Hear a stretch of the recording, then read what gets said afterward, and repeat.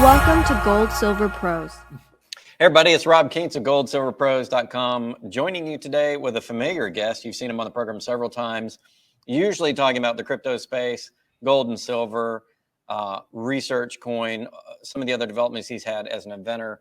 And we're here today with Kirian von Hest, also goes by Deso Games, to talk about his new company, Kirian Technologies. And there you go. And we're going to talk about some of the things, Kirian, that you've been developing.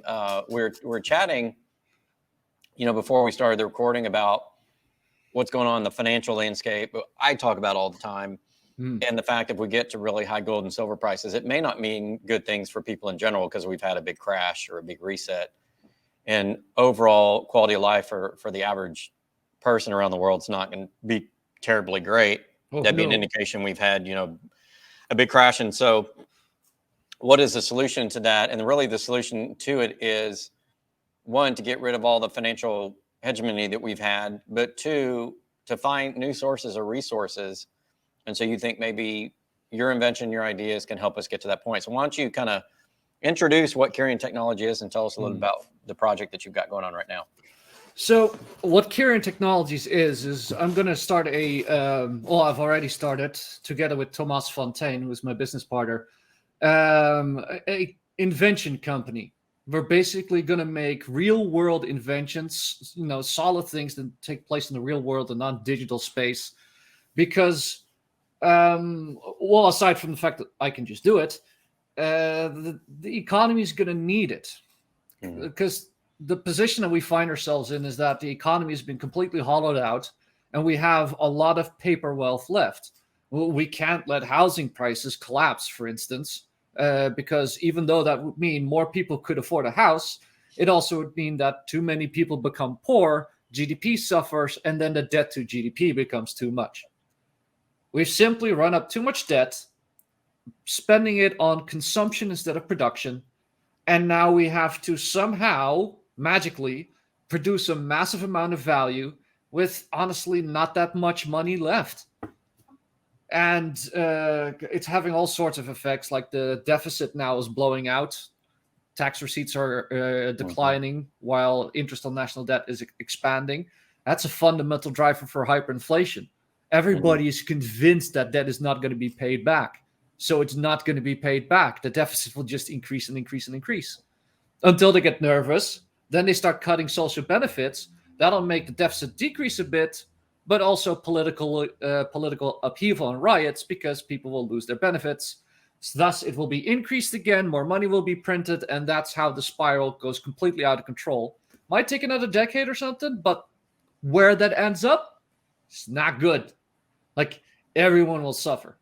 Yeah, and the point is, that's where we are. We're not 40 years ago. We're right there at the cusp of that. And not only is it United States, Kirian, it's like around the world. This is this is a worldwide issue. And that's why, there's some of the work that you're doing is to look beyond, the traditional view of what we see as the world. And let's say, okay, let's kind of expand out and go beyond that.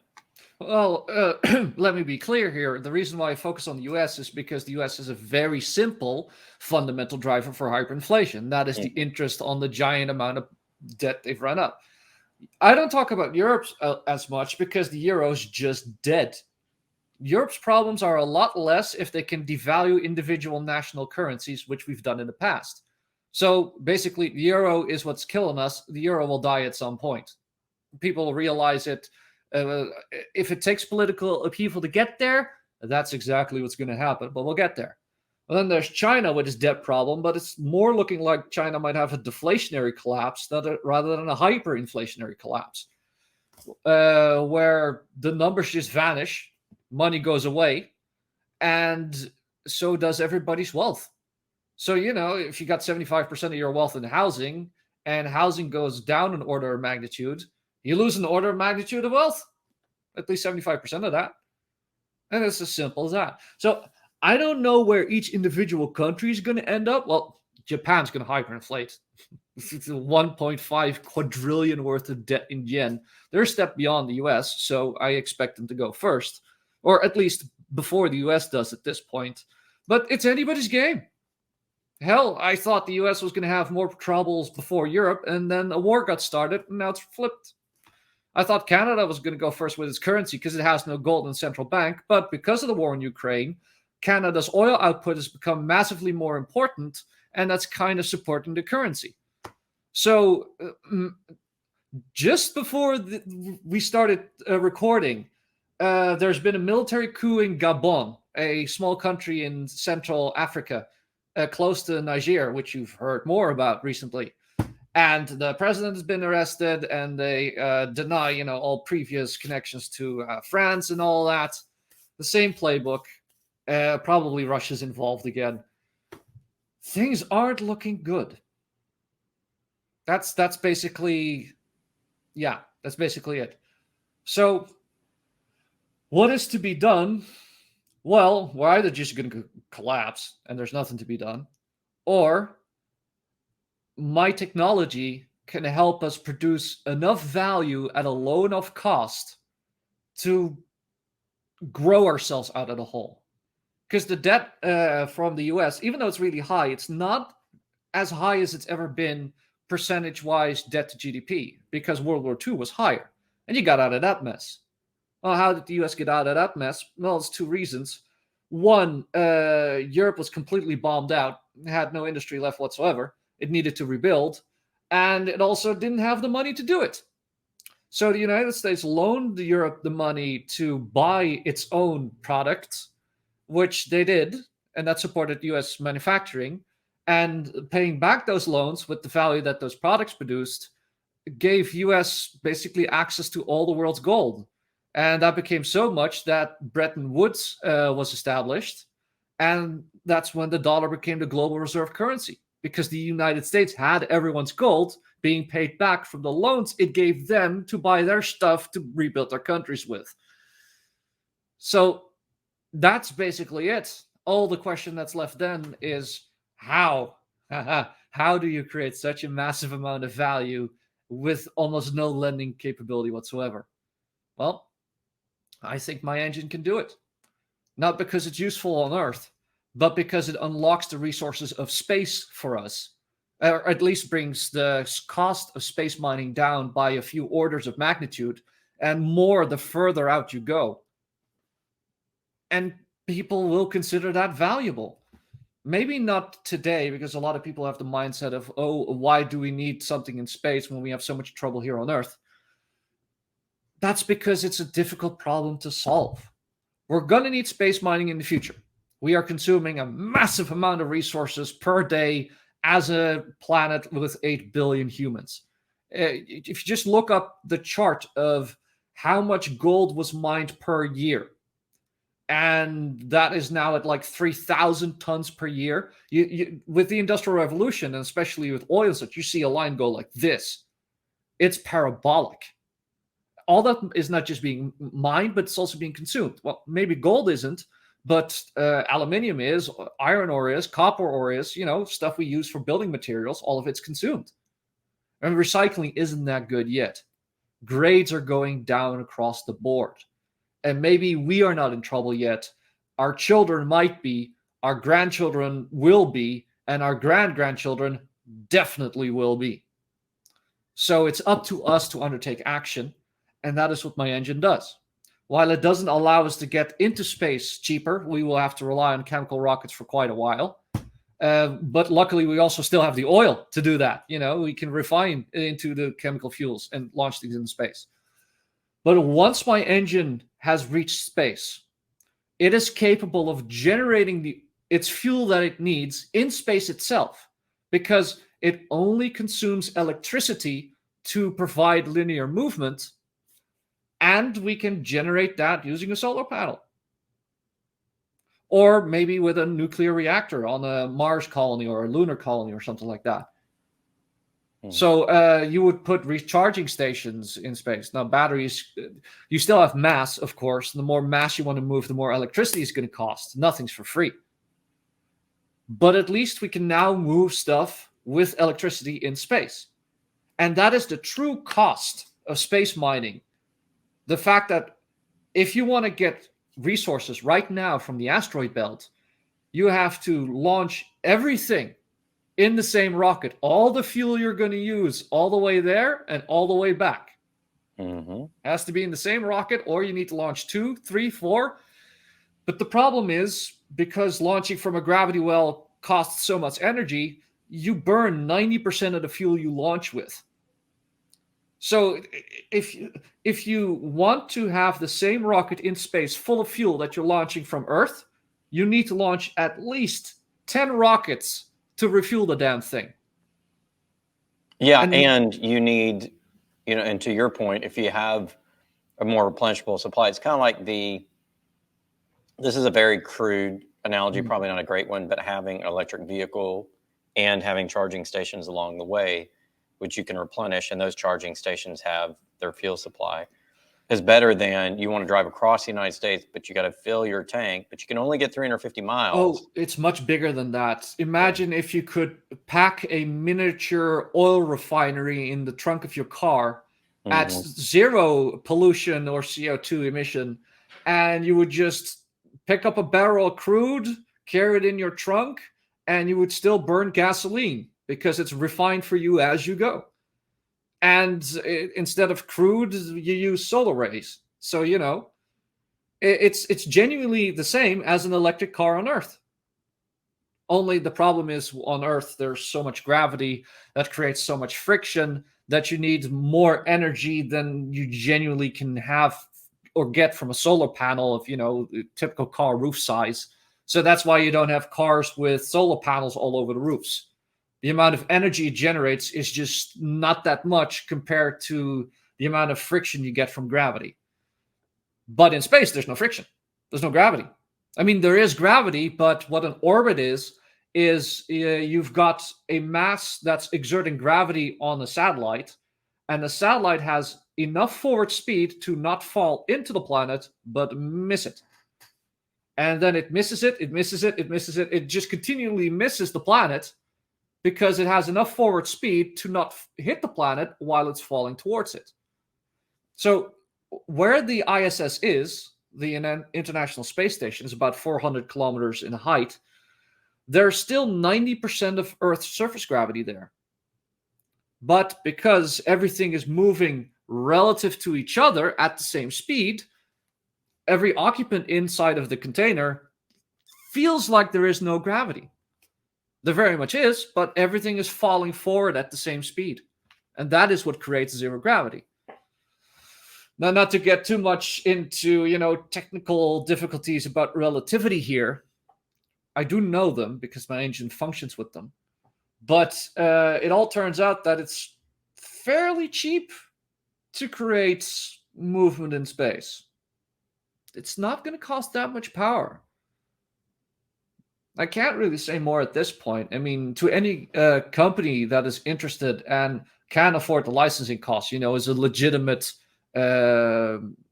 interested party, they will get a cell package that includes the full Monty, the math, the description, even a short description on how to build a quick and dirty prototype that you can basically verify in like a week with a couple of engineers. So I have the stuff. It's just that in business, it's very easy to make money if you're first. And I want to give that opportunity to somebody who believes. I know you can't afford a license with your company, and you probably wouldn't be interested. But if you had billions or such, I would come to you first. Yeah. Because I would want you to have this, because you've always believed in me, you've always supported me, and I thank you for it. So, if I make a lot of money at this, I know you have a store now. Prepare to get boarded. Okay. So how did you come about, the idea? We talked about this sometime back, your original idea. I would say maybe a little over a year or so ago when you and I originally kind of began talking about it. What led you down this path? What was your aha moment of, hey, this is a way that we can solve the space movement problem in a way that would be efficient, that we could actually, within our lifetime, actually build out? It's very simple. I wasn't looking to build a space engine. It just happened. It was 2019, actually, before COVID even. So, any impacts that COVID had on me, that don't count. This exists longer than that. Yeah, I've been depressed for most of my life. I've had a very rough life, and I've had a rough time with COVID, so I'm depressed again. But for a few beautiful months at the end of 2019, my chronic depression just cleared up. I've no real reason why, but I just felt happy again. And the moment from the moment I felt happy, it felt like almost like Forrest Gump getting rid of the braces around his legs, and my mind started to run. I started to get ideas about everything and anything.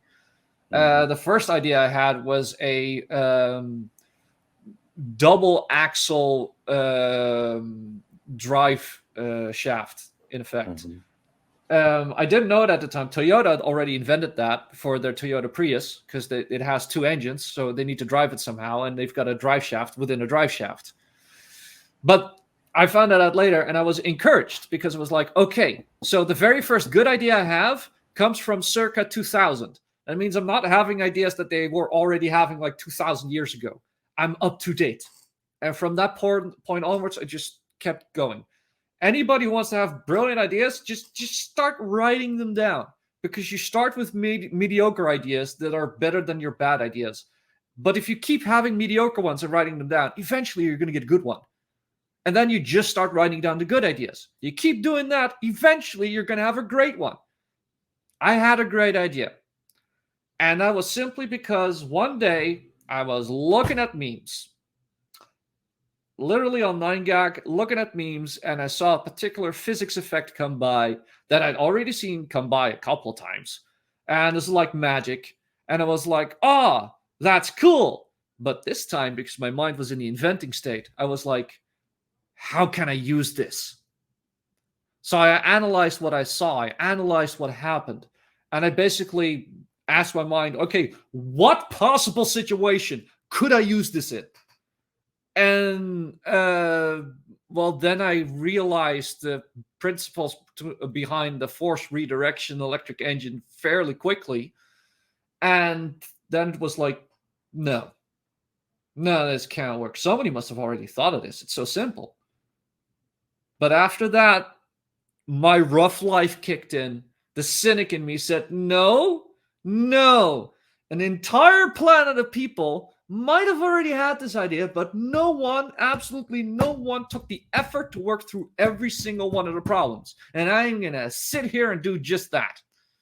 Well, 5 minutes later, after simulation in my head, because I just stared into nothingness like a zombie for 5 minutes, I figured that with all my logic and knowledge, I could not break this. I could not find a hole. I could not find a flaw. There was plenty of stuff I did not know yet, but there was also enough there. I had enough leeway, enough error margin to say that, no, this must be real. This must be true. And after that, I went into an absolute frenzy of 4 days, 4 30-plus hour days. The first day was 32 hours, then 36 hours, then 30 hours. I got a bit tired, and then 32 hours again.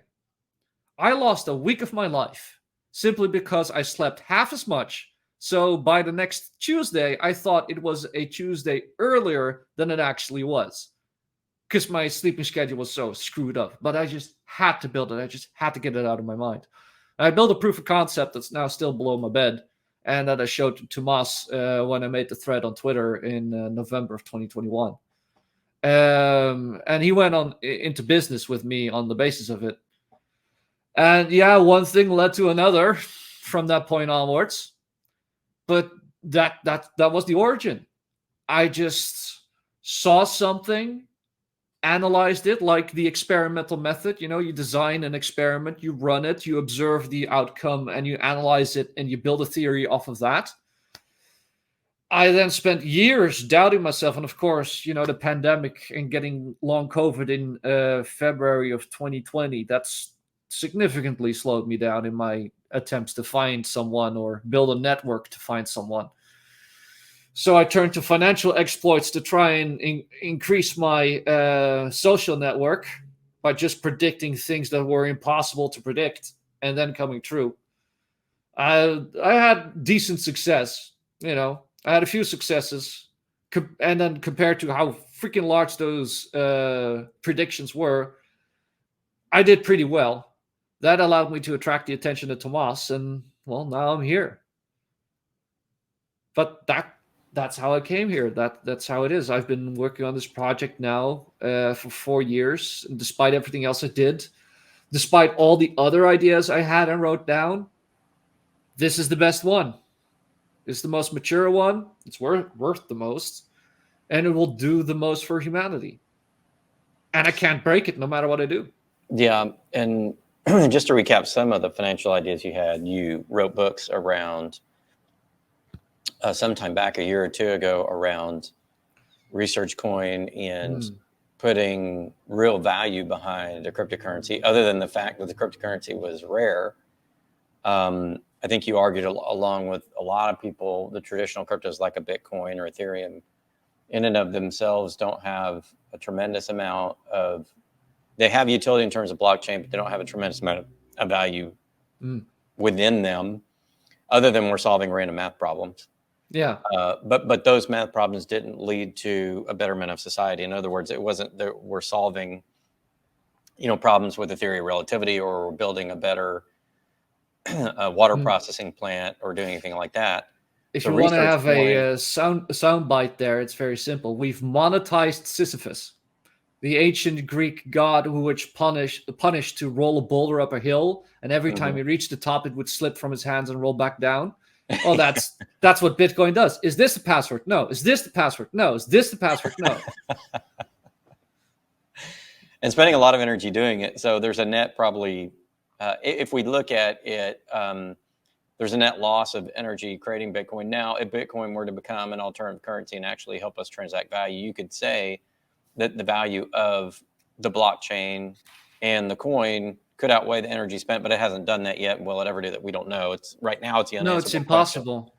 It's impossible because the energy use would scale linearly with how much people would. The higher a single Bitcoin coin goes in value, the more profitable it is to mine. So more and more people would mine it and spend more and more energy, even though the security does not increase. The security stays the same. Right. So if there is a use for Bitcoin as it is now, a single use I found. And that is as a Federal Reserve coin. Literally, because if you're working with central banks only, you can go with a gentleman's agreement to only use like one server rack as miners per central bank. There's like 100 central banks, so you get 100 servers. That is not that much power. Yet you could still be secure as one central bank that the other central bank isn't printing funny money because the Bitcoin network secures it. Meanwhile, because you only have one server per central bank and you have 100 central banks, Bitcoin's still decentralized. You need to have half of all the world's central banks collude with each other in order to double spend. And that just kills their own network, so they're not incentivized to do so. That solves the energy usage, and central banks are already transacting in fiat, so that doesn't change anything, whether there's value in Bitcoin or not, So in that sense, if you limit the artificial difficulty of Bitcoin will also just scale down. So just because you're using less computers doesn't make it any less secure. It makes it more secure because it's far more decentralized than it is now. Even though there's more power usage going towards it, a lot of that power usage is allied within the same mining pool, which acts as a single entity. So in that sense, Bitcoin is less decentralized than 100 central banks running a single server at the same power. Yeah, and I even think the central bank digital currencies are more of like a proof of stake system. Probably not the perfect analogy, but it's going to be centralized, and it's not even going to depend upon work of it. It's not a proof of work system. It's how much they say money is in the system, and proof of stake is they're the ultimate stakers. They stake how much money, and they can fluctuate their amount of stake at any time that they want. Well, forgive my French, but I think the shortening of proof of stake to POS is appropriate because it is a piece of shit. So Research Coin, addresses that, because what it does is say, okay, let's take real productive work. We're solving cancer. We're building better bridges. Whatever research that we're doing to add to society creates value, and that creates value within the coin, right? Well, it's very simple. Really, it is. We have governments all over the world spending a huge amount of money building supercomputers. Mm-hmm. We also have lots of idle computing power everywhere. Mm-hmm.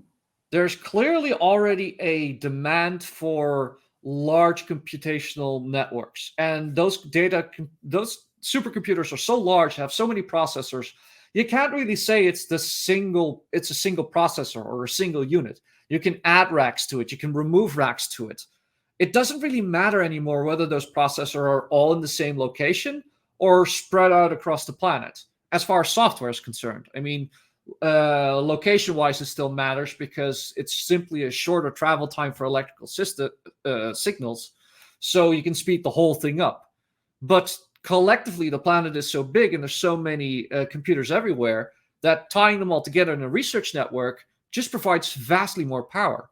There's already an example of this in operation called folding at home that's been around for a very long time. The software behind it is even open source, just like Bitcoin, so anyone can combine these two things together already, off-the-shelf tech.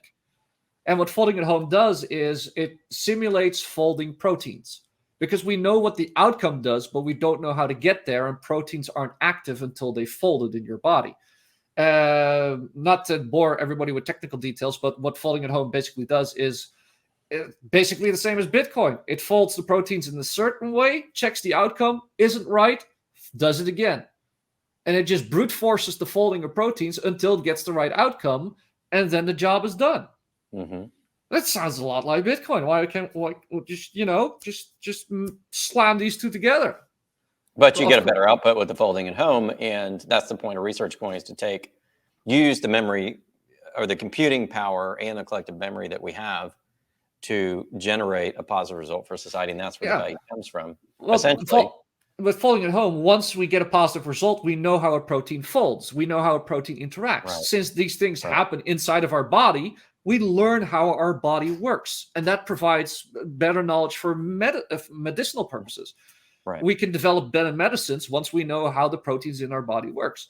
But there's tens and thousands of them that all interact, so it's a very large problem. However, one interesting stat is that thanks to the start of the coronavirus pandemic, it was actually folding at home that became the first exascale computing system in the world. Not some government supercomputer somewhere, even though they're trying to build them faster and faster.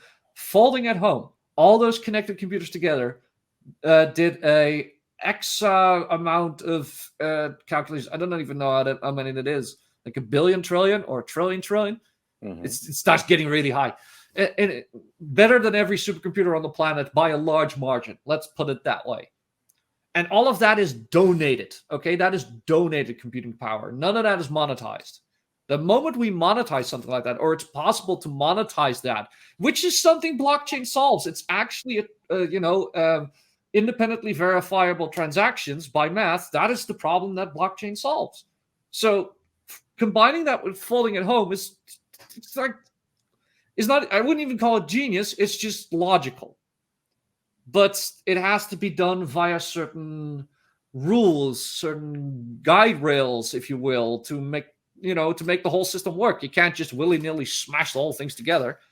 Well, that's what I've done. I figured out what the parameters are supposed to be, even how to create a price oracle, to tie the whole thing into the real economy, because I know why Bitcoin was created, to try and stop the money printing that's happening and the devaluing of currency and everything.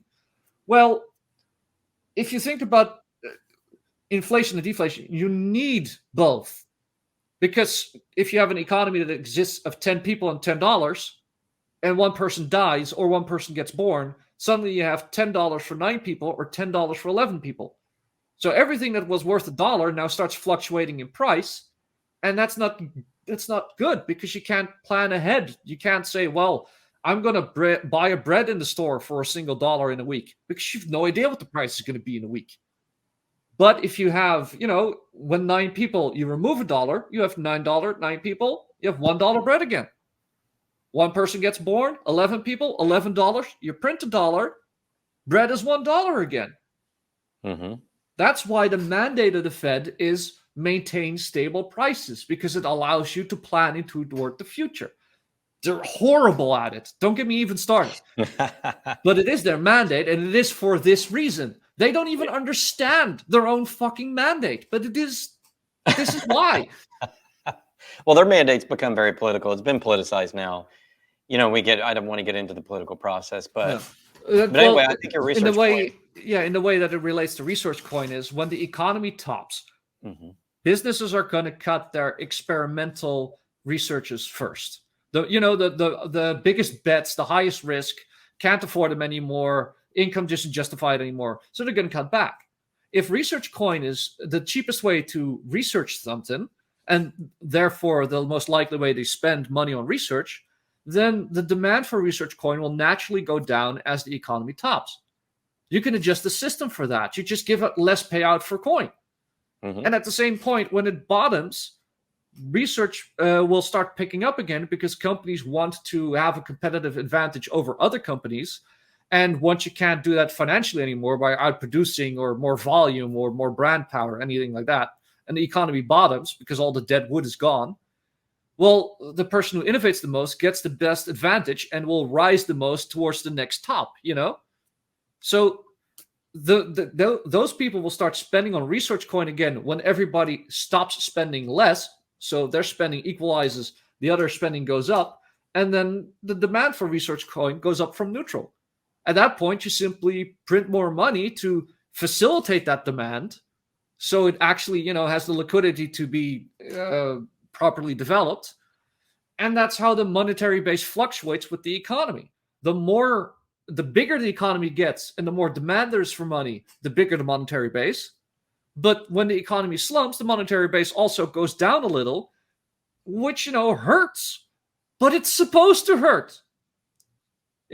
Trying to avoid the pain from a recession time and time again has got us into this situation. Now we're printing trillions to avoid the next recession. And we're going to print guess what happens trillions next soon. recession is going to be trillions worse. Yeah. So if we just take the little bit of pain each time, yes, there's going to be job losses. Yes, there are going to be bankrupt companies. Those companies were badly run. And the people will be retrained. So it's this disruption of the normal business cycle that has led us to this point. And now we have to also fix what we've let all this become. And that's where the engine comes back in, where it just provides something of value that we can make fairly cheaply, that will grow exponentially, and hopefully reduce our debt to GDP a little bit.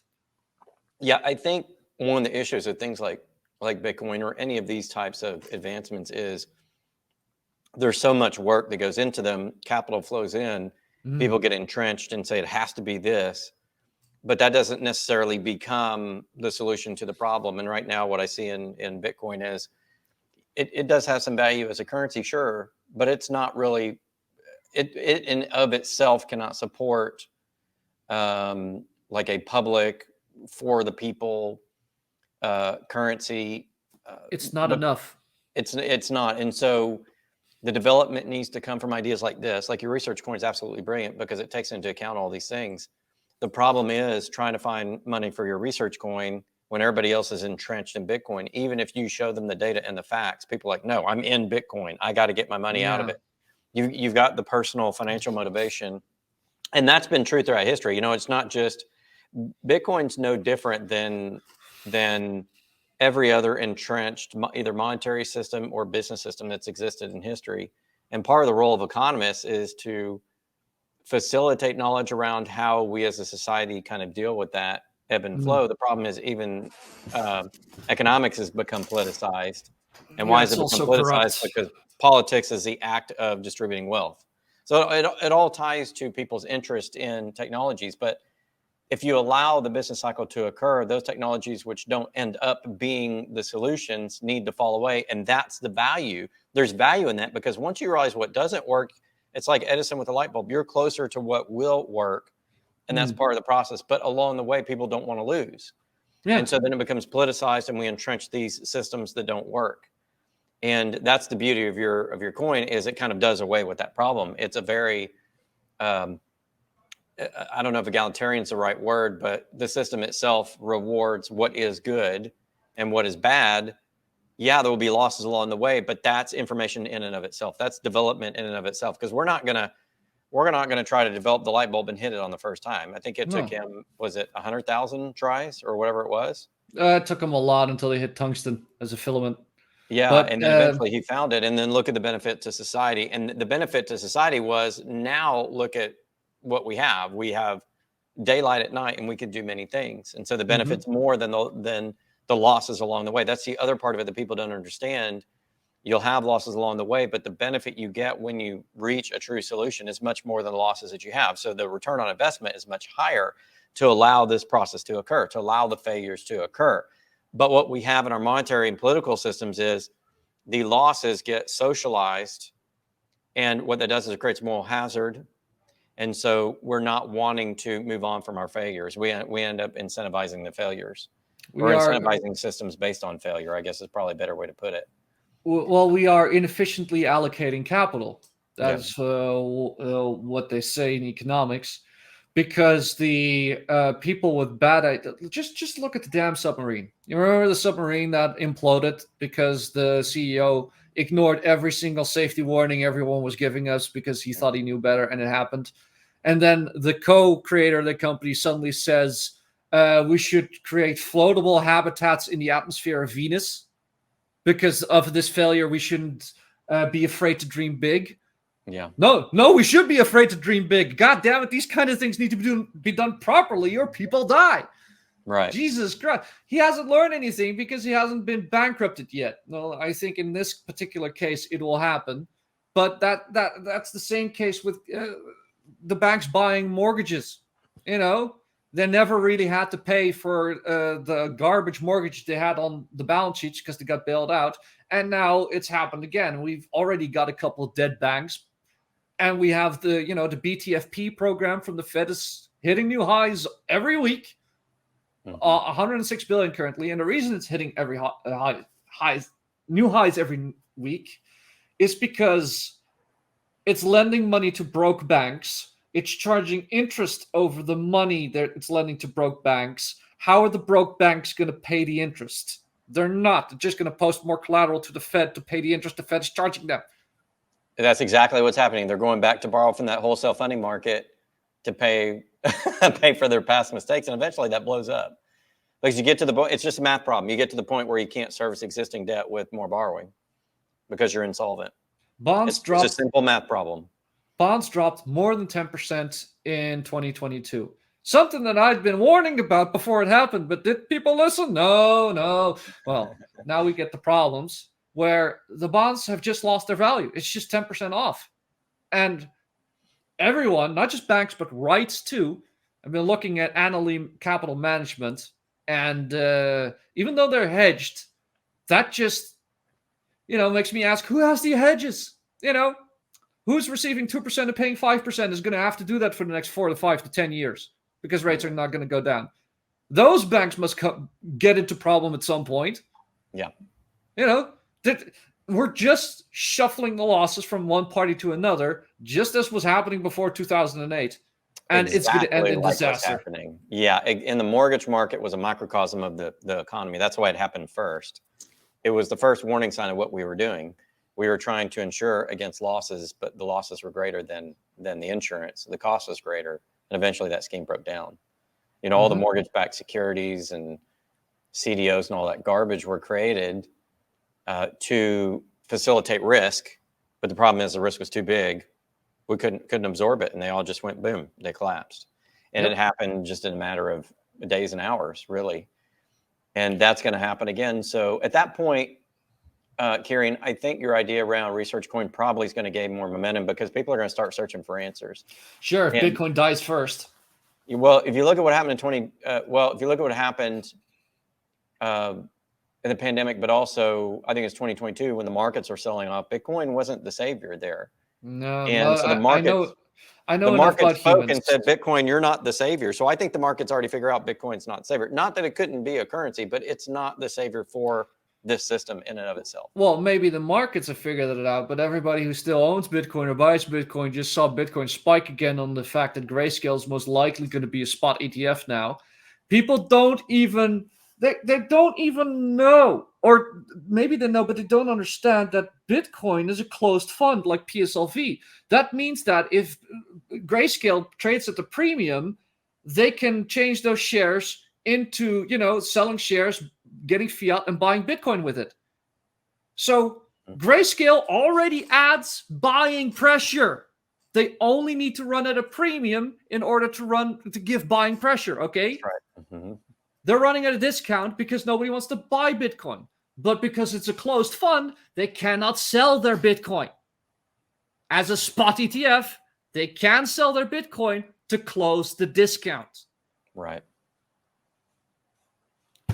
And the Bitcoin price went up like 2,000 on the back of the news. Are you fucking kidding me?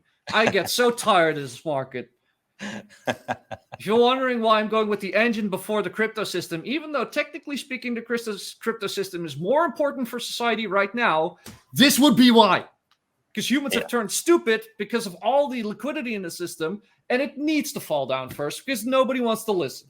Well, it has to. We're at the point where it has to fall down, and we know that. I mean, the math models are there. We've done that research, Rogoff and Reinhardt. We've seen it, what's happened in the past. That's a foregone conclusion. But I do, one of the reasons I brought you on is because I do appreciate the work that you do. You're so forward thinking. You're light years ahead of a lot of other people because that's the way that your mind works. You solve those longer term problems where most people are just, trying to get along on an everyday basis and more focused on, the next few weeks, the next few months. You tend to think. It fascinates me. Yeah. It's a hard problems and I'm a problem solver. And I'm not doing this for the money in that sense. I'm selling the license to the space engine for a lot of money because space right now is a very high margin industry. Yes. The crypto system is trying to liberate money. So what I've done is you can go to desogames.substack.com and you can read the white paper part of my books, that being the research coin system itself, for free. I published it, and I published the start of chapter 6 wherein I specifically state I'm giving up the patent rights to my crypto system. Now, Tomas contacted me about the engine, and when he contacted me, he said he was already planning to contact me to create my crypto system. And he says he has a pretty good idea how to implement it. And he's a very good programmer, so if we have time for it in the future and excess money ourselves, we'll probably make it ourselves eventually. But it's not a priority for me right now. I've got bigger fish to fry, believe it or not. So anybody can get started on this. I don't mind competition at all. I think many competing systems should exist to liberate money because then people can just switch from one system to another system if the one system becomes corrupt. It's as simply as disconnecting a wallet and reconnecting to another processor. It's that simple. That is what a revolution could be in the future. People voting with their wallets, not because of governance tokens. No.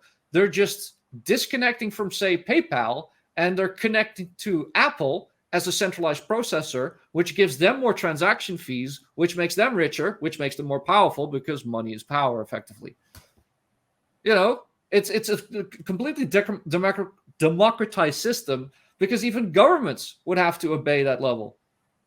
Because you could just, make Belgium bigger by switching your wallet to the Belgium national network. Even though the landmass stays the same.